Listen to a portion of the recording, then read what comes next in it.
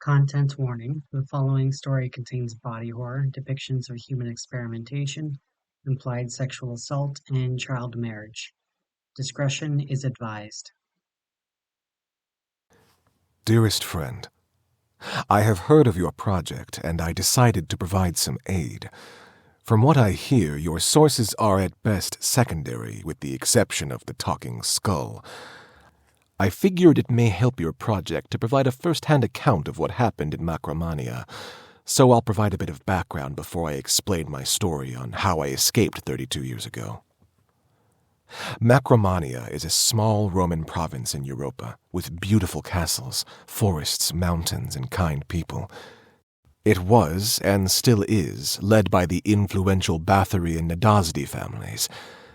The families were powerful leading up to 2313, and afterwards they exploded in power and influence.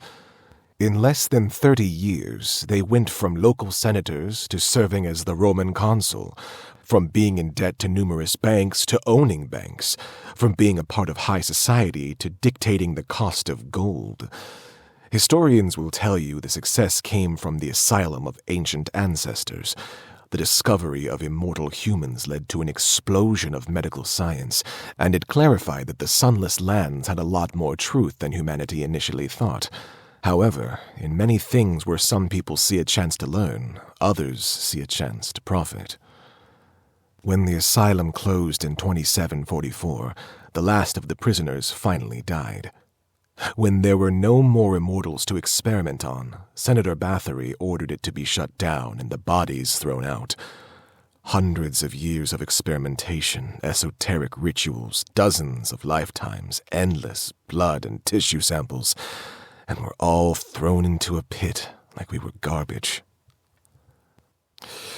What I am offering to you is a primary source. I am the last surviving patient of Bathory's asylum, and I'm also Bathory's first warden of the asylum. I'm not ready for the Charnel house yet. I do think my story needs to be shared. In memorial, I wasn't so much born as I just woke up one day. I wasn't young, but I wasn't fully grown. It was more like I was partially formed, and the same with those in my family and in the families beyond ours. The world was different then.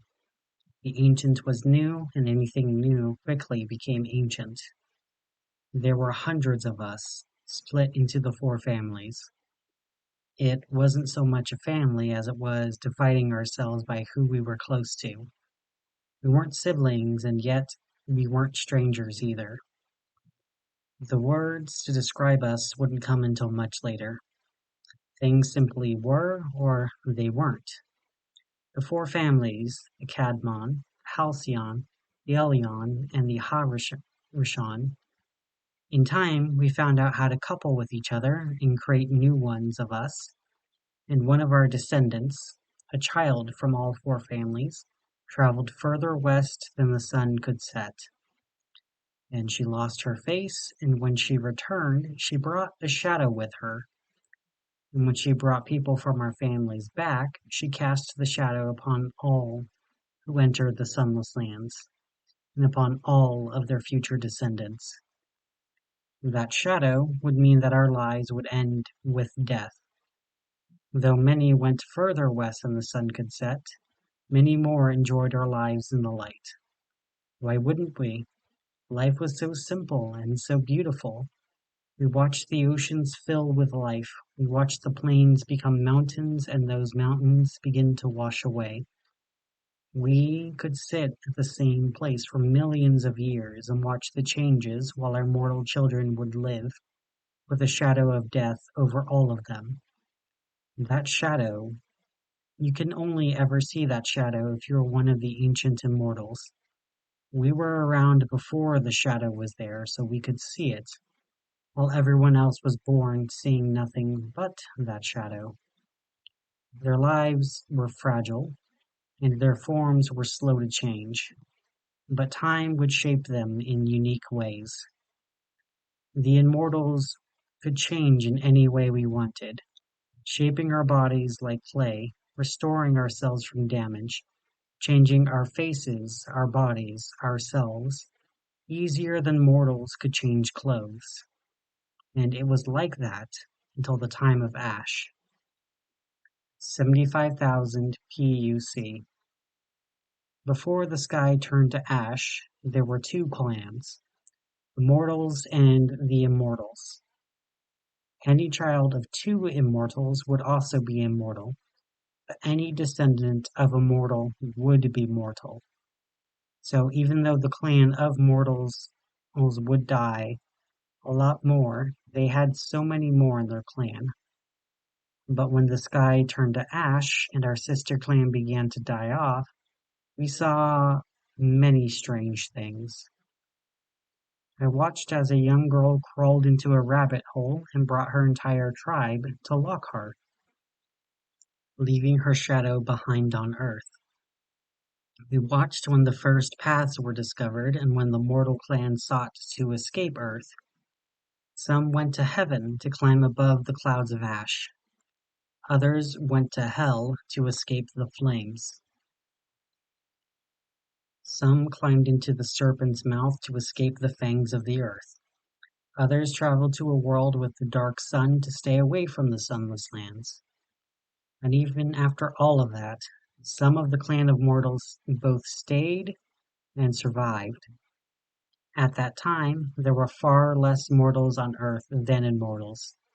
10,000 mortals, at the most, at the time.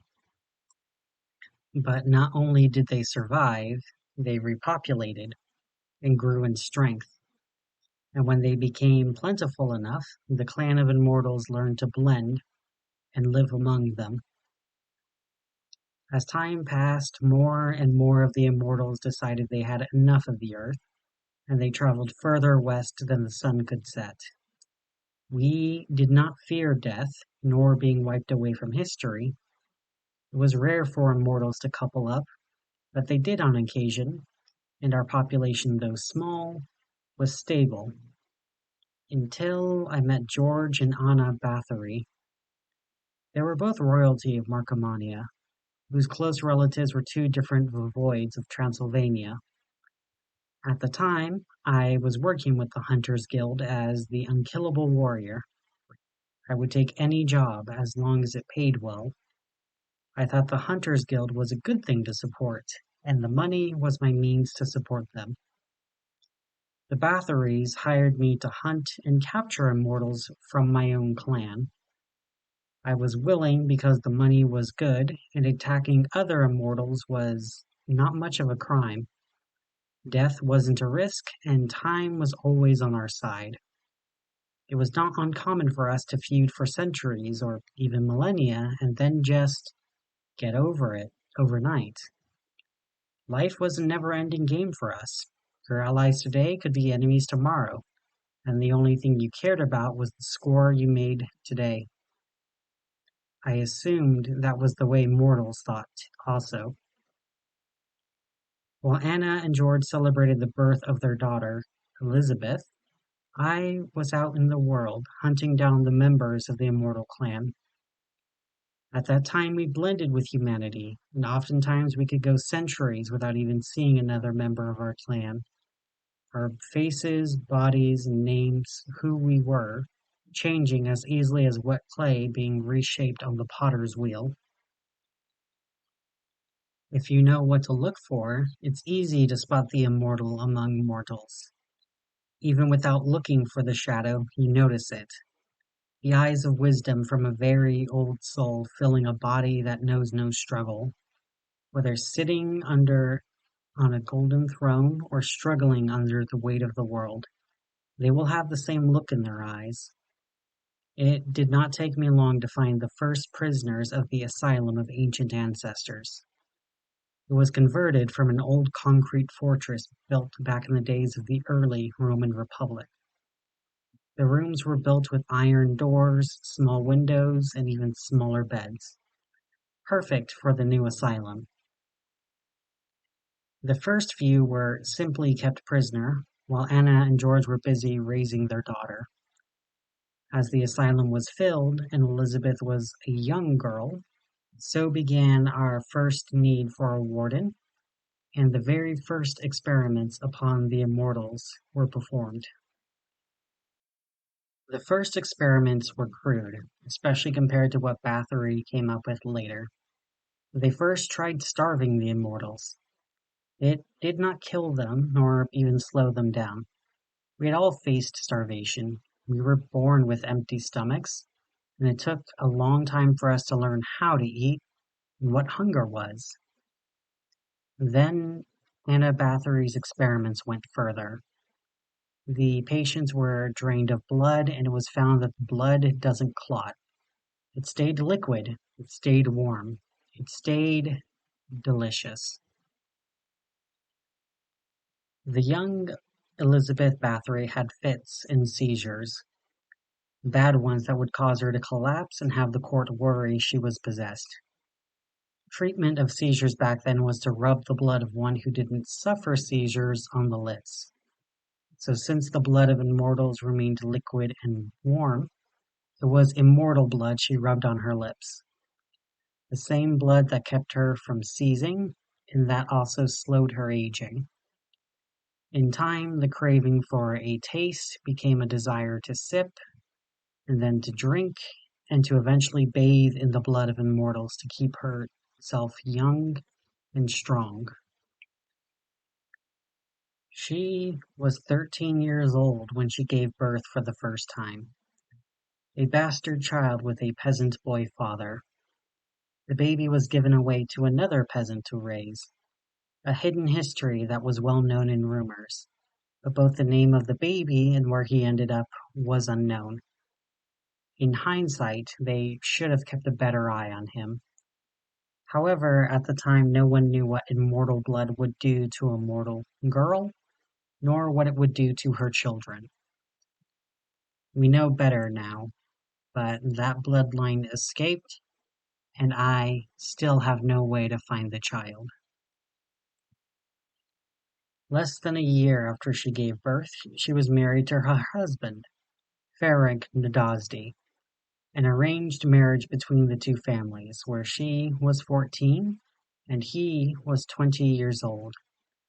She would still taste the blood of immortals, but it slowed for a time, letting herself age and enjoy growing up, something that she would later to deny to some of her own children. They lived in Ferenc's castle, and she kept me as the warden of the asylum. They tried, for many years, to have children. At least they tried until the unfortunate death of her husband Ferenc. She was only 19 years old and he was 25 when he died from an unknown disease, or from what some thought was poison. However, Elizabeth refused to let death take her husband away. Some say it was love that inspired Elizabeth to defy the natural laws of the universe.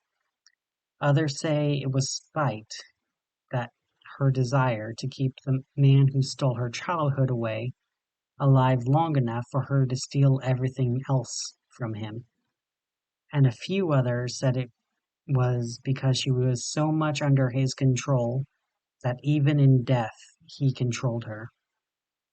Whatever the truth was, our experiments accelerated. She preserved Ferenc's body in the deepest, coldest part of the castle, practically frozen and untouched by decay. Even as his soul was judged, his body remained, where she would often sleep her nights away in his frozen embrace. While that happened, she had us remove the organs from immortals and transplant them to the living. While such experiments had been attempted with mortal organs before, it had never been attempted with immortal organs.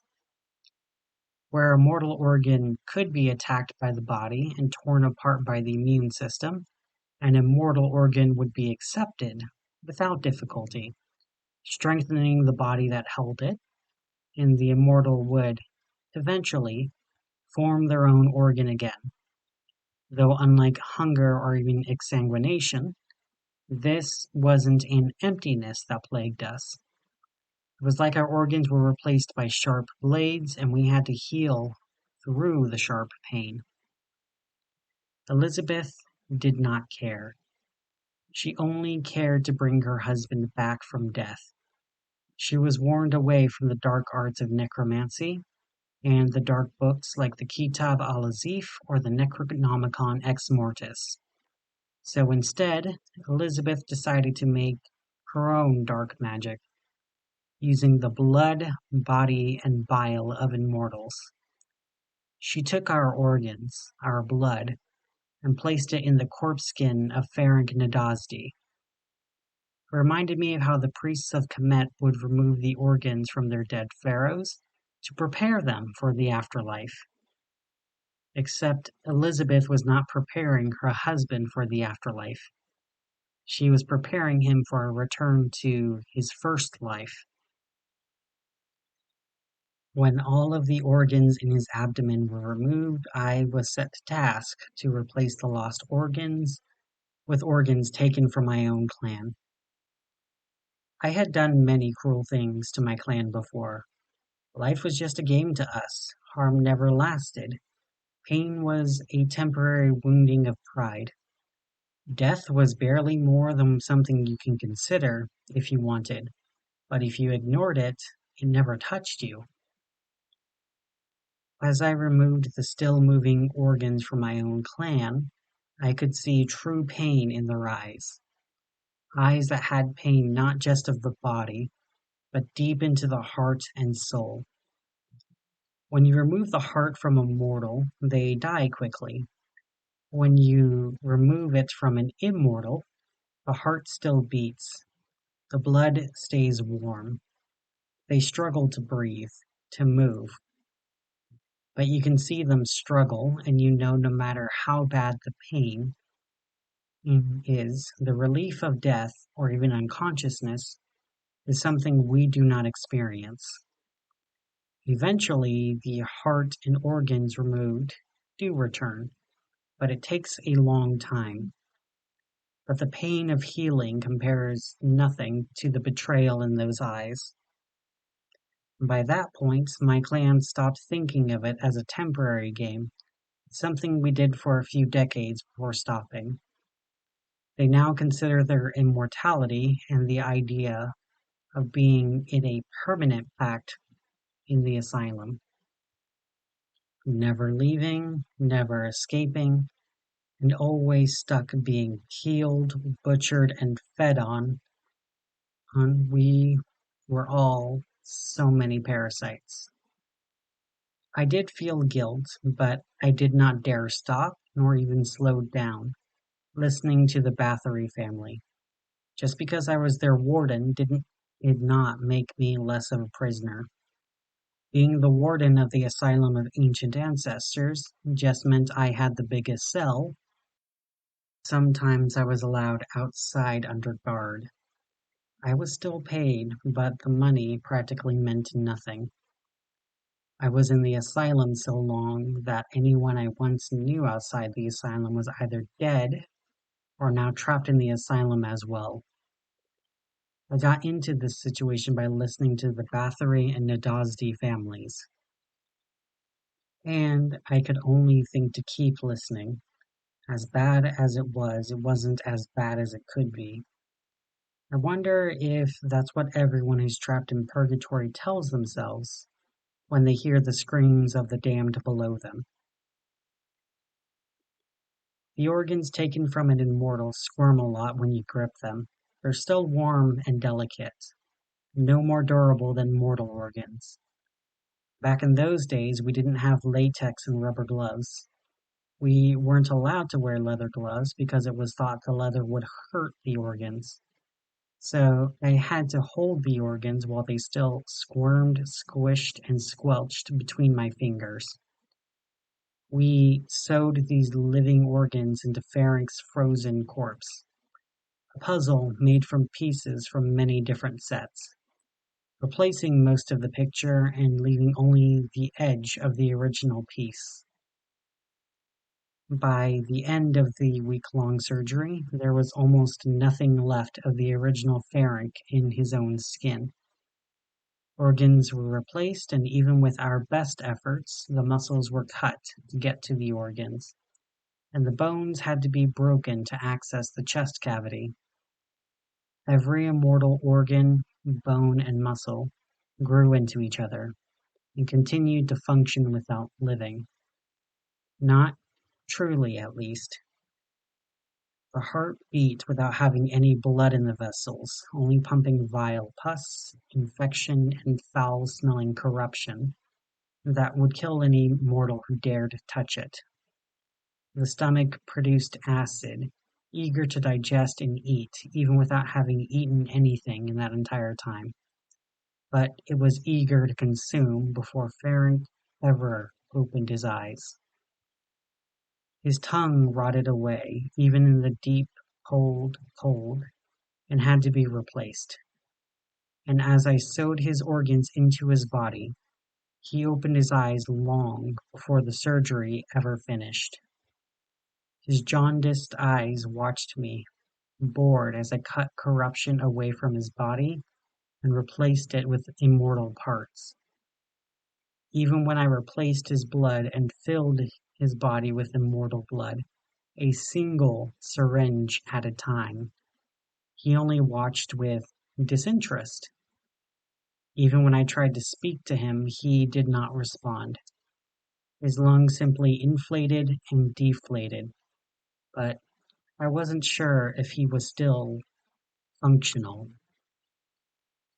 Ferenc was a bunch of barely stitched together different organs that would survive but not truly function together. When he was sewn together, he towered over me. Replaced bones forced him to walk with a heavy step. He was taller after the surgery was performed on him. He was fed immortal blood, the only thing his body would consume. When we tried to feed him food or water, no matter how fine, he would refuse to swallow, leaving it in his mouth until it decayed and fell out, or when it simply dropped out of his mouth. He no longer spoke, wrote, and I was not sure if he could read. He showed no interest in any of the subjects that used to interest him. Once he was a successful military leader, a teller of jokes, and a polyglot who enjoyed learning new things and teaching these things with his friends. But this Pantagruel before me had no interest in anything. Well, almost no interest in anything. Sometimes Ferenc would stand or sit somewhere for hours or even days and stare at the same place, eyes unblinking and not even breathing. One could easily confuse him with someone who was dead. If it wasn't for the fact that his skin was still warm and supple, one could have easily buried him again. No one could figure out why he loved staring so much. Sometimes it would make sense, like staring out over the countryside or staring at a painting. Other times it was simply disturbing, like he would often be caught staring at the servants as they slept, and since it disturbed them so much, Elizabeth ordered all of the servants to simply put up with it. He did carry over one interest from his previous life, one that Elizabeth was all too eager to satiate. He still had his sexual organs from when he was alive, untouched by us by the order of Elizabeth. Most of Fenric was replaced. We were ordered to leave three things intact: his skin, his brain, and his genitalia. Elizabeth ordered that we leave his brain intact, even with the traces of rot. We could only wash it in immortal blood and hoped that it would preserve the seat of consciousness. She also ordered us to leave his skin intact and to sew it back together wherever we cut it. The sutures and cuts did heal. They healed into rough scars. His face was especially torn up. The scars beneath his eyes were especially hard to look at because his old eyes were so dried up and milky. If he kept them, he would have been blind when he came back. The eyes given to him were the most beautiful in the asylum, but they came from different immortals, one green, one golden. No matter how much he soaked in blood, his scars would never heal. And now looking back at it, I don't think he wanted them healed. And as for his genitals, they had rot in them, even after he was restored. He carried disease from life and it worsened after death. Elizabeth ordered us to soak it in the blood, which did restore it from venereal disease, but we did not promise her it would give her heirs. Looking back at it, I wish I sterilized the Pantagruel. After he was restored to life, Elizabeth took him around the castle, her silent escort. He would only speak to her, and only in whispers no one else could hear. He wandered around listlessly, appearing at the parties, not recognizing anyone else, not noticing anything except immortal blood and his ageless wife by his side. All of the royals in Europa were willing to pay top price for the Bathory's ageless blood. It brought Bathory wealth. Her husband back to life brought her power, because now she had a man with her at all times, and her husband also brought her what she wanted: an heir. Not just one heir, but several heirs. Elizabeth's first child was Anna, named after her grandmother. When she was born, she was a ravenous child, tearing into the breasts of the wet nurses, drawing blood to drink. It did not take long for Elizabeth to start having the wet nurses drink the immortal blood, usually mixed with their wine, so young Anna could drink the blood through the milk. What no one expected to happen was for Anna to develop a taste for wine and to be a drunkard at only 11 years old. Elizabeth would fund Anna's tastes and keep her drunk on both wine and blood, keeping the young heiress forever young, forever drunk, forever irresponsible, forever under Elizabeth's heel. Her next children were something else entirely.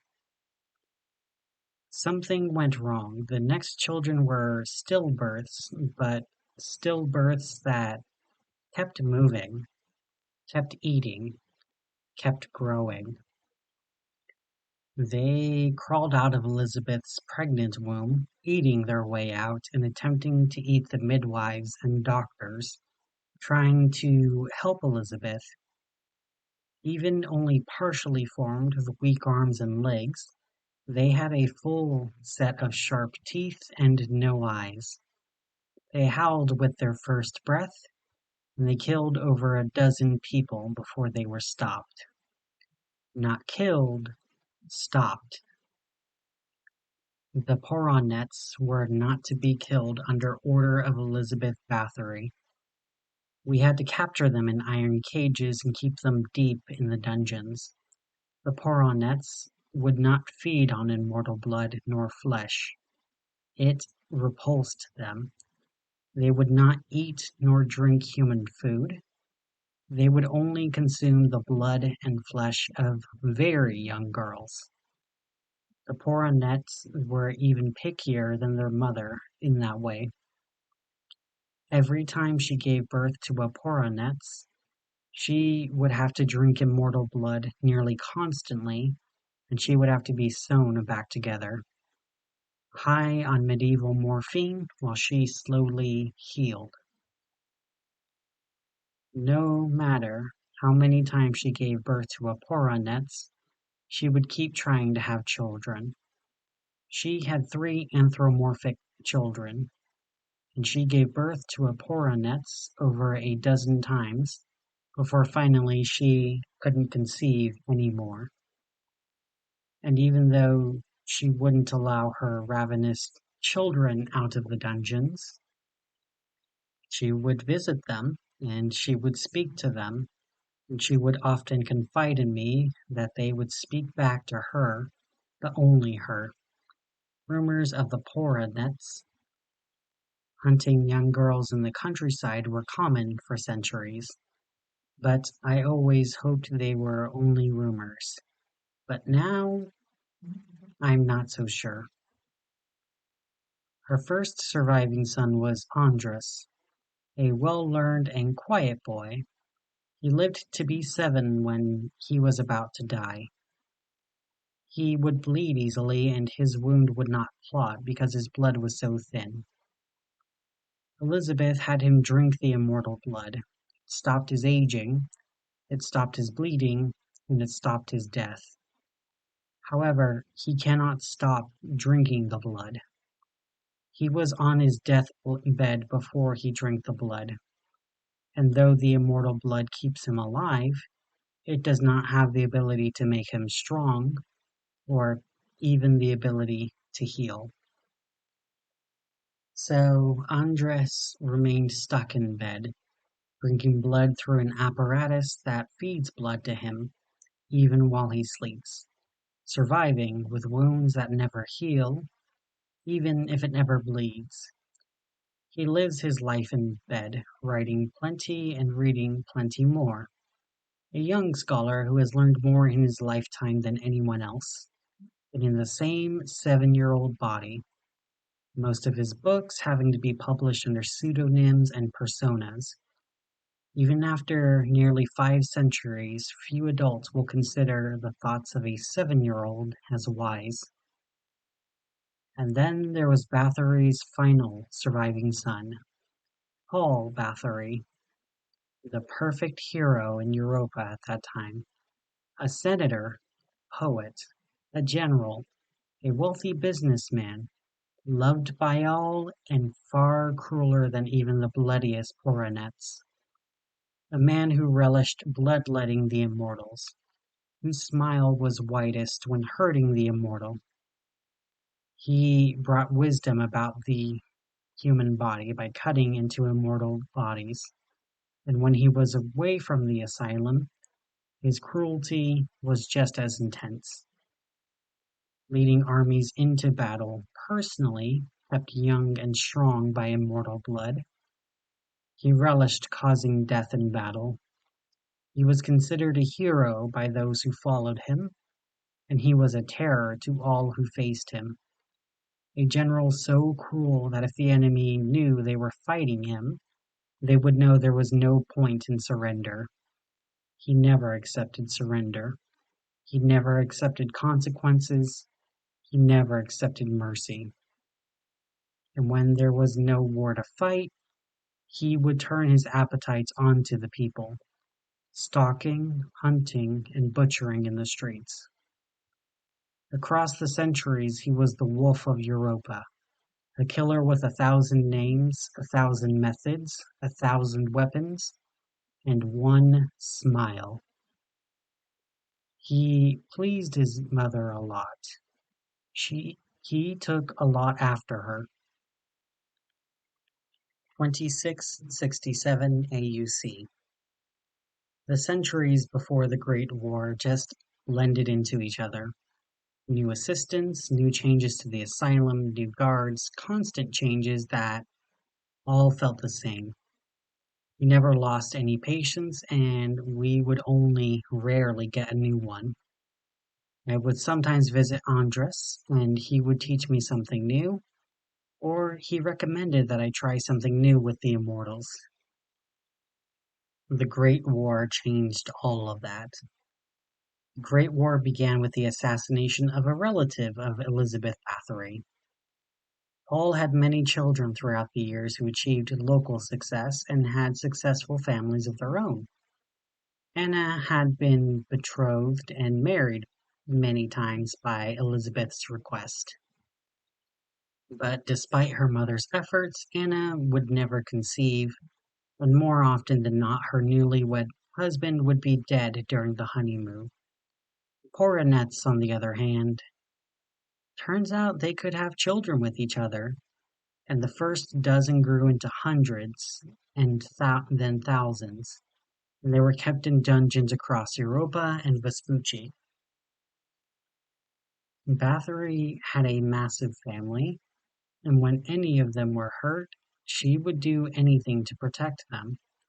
The assassination of a distant nephew led Bathory to have Rome declare war on Anatolia.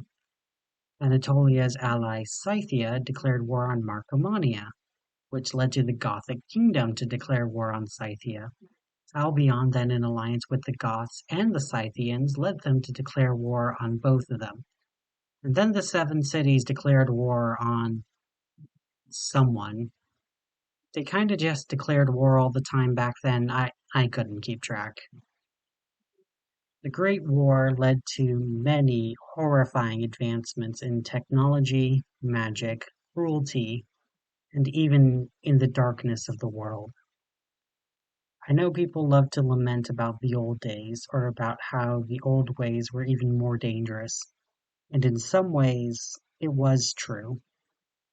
With the Great War, we had new ways to kill, most of them more horrible than the last. There was poisonous gas that would seep low into the trenches and poison people where they slept. Machine guns that would fire hundreds of rounds capable of tearing a grown person to shreds, reduced to cooling meat quicker than they could die.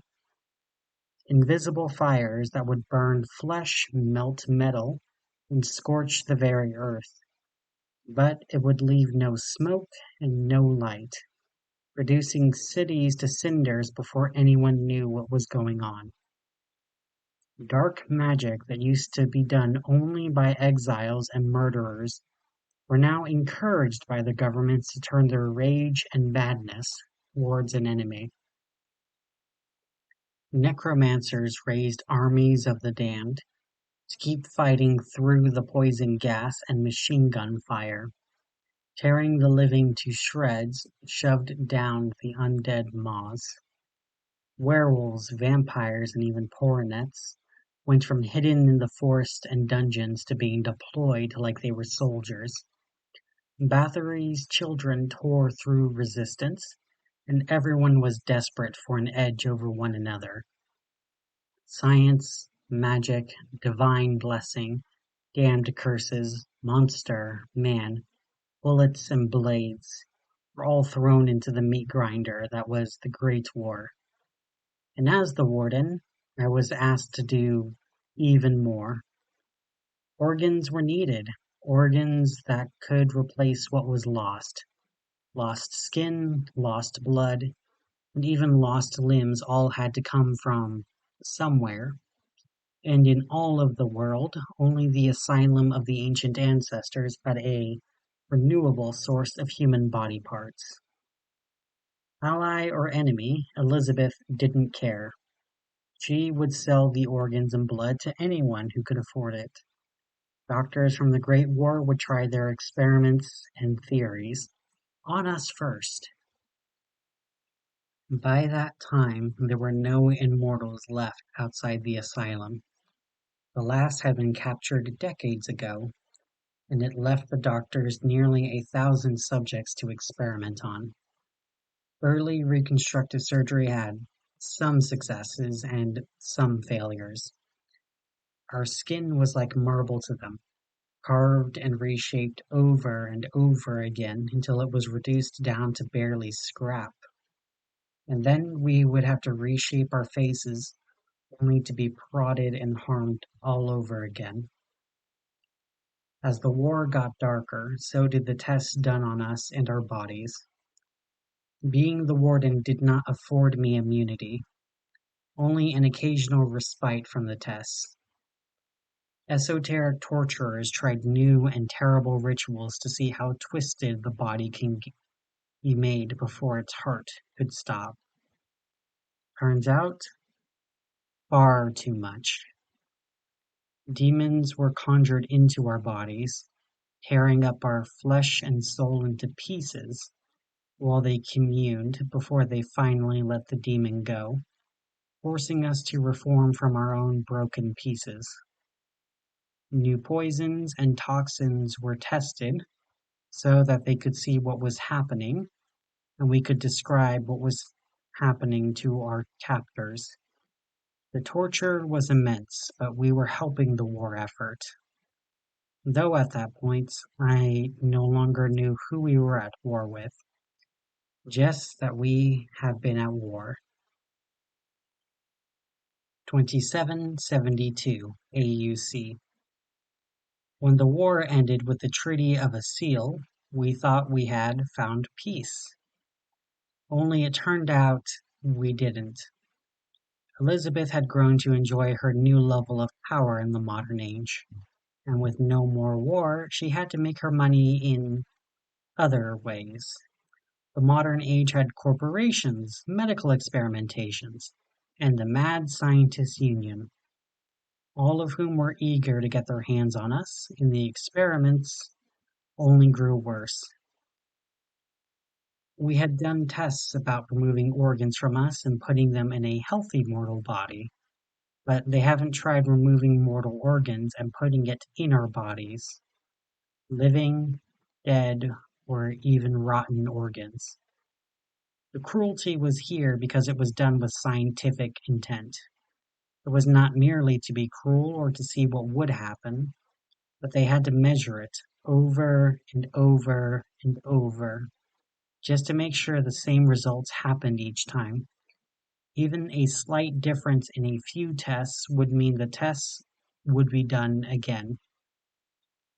They removed my heart over 1,000 times, replacing it with a corpse's heart, testing it each time to see if changing the blood type would make the corpse's heart beat any faster in my chest. Our bodies would accept organs from mortals, even if they were long dead, forcing the rotten heart to beat and pump again, healing it slowly. Every heartbeat was agony, an agony that only grew worse as the healing continued. Scar tissue, fresh cardiac muscle, and even the cords of the heart were painful to regrow when there was something there. Even more painful than there being nothing. They also tested our immortality and tried to figure out what would work or what wouldn't work. They removed our brains from our skulls, cutting from the nape of the neck all the way to the forehead, opening the flesh and slicing open the skull, removing our brains to see if our bodies regrew them or if our brains grow new bodies. Turns out our bodies grew new brains. They also tried swapping brains with different bodies. It turned out that our minds changed places, and when the body would regrow the new brain that matched the most recent one in the skull. They also had us change our faces in our bodies, and they tested to see if our DNA changed. Interestingly, not only did it change, but it also changed in all of the body parts that disconnected from our body, whether it was blood, tissue, or bone. If we changed our bodies, our DNA would change even in the body parts we no longer had. There was a connection between our body parts, even if they were separate. And there were so many more experiments. Many I dare not to think about. I learned more about myself and how immortality worked in those 17 years than in the rest of my countless years on Earth. That was far worse than any pain they could put us through. Removing the veil from our own existence, forcing us into an easily definable mundane. 2744 AUC. That night was another night to me. The asylum, by that point, was more like a hospital than a prison. Medical equipment, sterile rooms, locked cells, and fluorescent lights. I walked down the halls, checking on the patients. There wasn't much of a point. No one could be hurt, and no one tried to escape in decades. But it gave me something to do other than watching television static. I first noticed something was wrong when I went to check on the cell of Sarah Halcyon. She was someone I knew very well. We first woke up near each other, and she changed many times. but every time she chose the form of a girl, aging in time to an old woman before starting the cycle over again. Unique because most immortals changed sex and gender often. Sarah was odd for choosing the same one every time. That night, she was lying on the bed, lying still. She had been rocking back and forth on her bed for over a century now. Even when she slept, she was rocking. I had not seen her still ever before. Went to her bed and checked on her. Body was cold and she was rigid. She had a smile on her face. I forgot what she looked like when she smiled. It was beautiful, almost enough to distract me from the fact that she was dead. Not resting, actually dead. I took the radio from my waist and called it to my supervisor, telling them to tell Elizabeth Bathory that we had our first fatality. While there was panic on the other end, I ran to check on the other patients. All of them were dead. Every single patient I checked on was dead, and I had no idea why. There were no marks on their bodies, and they were all lying on their backs, with smiles on their faces. As I ran through the halls trying to get back to my room, I saw what, or rather who, killed them. He was an old man, dressed in a dark leather robe, with a bird's skull on a necklace. He carried a staff with him, and he had the shadow of death over him. Not a shadow like a mortal, it was much darker, much bigger, and much thicker form of shadow. It was like he had died a million deaths, and he had a million more deaths following him, and yet he walked with no fear of death at all.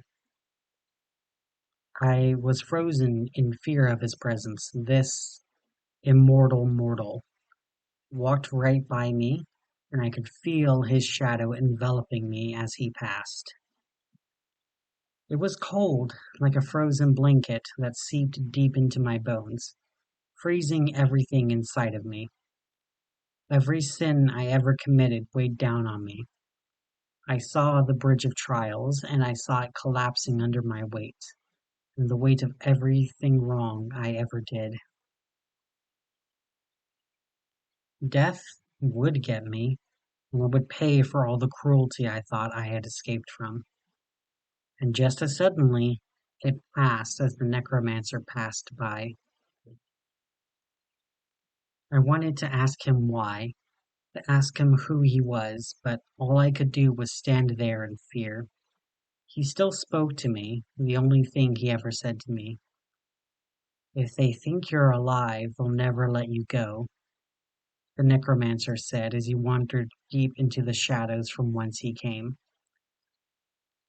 I realized he was right, so in desperation, I took a knife and cut up my own chest, leaving me to bleed out as I laid on the floor. Not long afterwards, we were removed in body bags. They didn't bother to check me when so many others were dead. They dumped us all into a big body pit and buried us like garbage.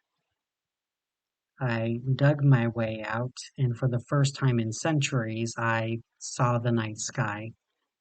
In tears at the fact I was free, I made myself a promise to make up for all of my sins. I had to stay out of Bathory's grasp. I eventually learned the reason why Bathory took so long. Respond was Faring was the first one to die. His organs failed, and the man with no soul finally died again. By the time she learned only a single immortal remained, I was already in the Seven Cities. I've changed my face many times, but I know I need to be careful. Every time I change my body, my blood's DNA changes also, even if it's in Bathory's possession. So she can keep tracking me. Now it is a race to see who can outlast whom. If I could stay out of her grasp long enough, her blood will run out, and she will age and eventually die. If she finds me first, she will never give me a chance to escape again. When the patients died, the Bathory and Nadazdi families thought the stored blood across the decades would last them for centuries. No one knew that when the patients were made mortal, that all of their blood was made mortal too. Centuries of stored immortality made mortal in a single night. And of course, they never learned this until after they dumped all of us into the pit. It took me 3 weeks to dig my way out. And by the time I dug myself out, most of the blood stores were burnt, until they finally found out the blood stores from me were still immortal. Not a lot, enough to last a few decades, but enough for my former overseers to try and find me. As long as I am alive, my blood has value to them, and they know I'm alive. The blood stops aging and stops death. But when the blood finally runs out, time will catch up with the Bathory and the Nadazdi like it catches everyone else. They were immortal for centuries. What do you think they'll do to stay immortal? How far will the damned go to stay out of hell? How many fortunes, how many lives, how many souls do you sell to Satan to keep the flames off yourself? And can you truly stay out of hell forever? Or are you only preheating your own hell for when your time does eventually come? That is why I'm not ready to join the others in the Sunless Lands, not yet. My sins weigh on me heavily, and I have a lot to lighten my load before I cross the bridge of trials. But when my sins no longer weigh on me, I promise to join my family. But I have a lot to do. But thank you, my dearest friend, for listening to my story and making sure it's heard by others. Hopefully it lightens my sins enough before Elizabeth Bathory finds me.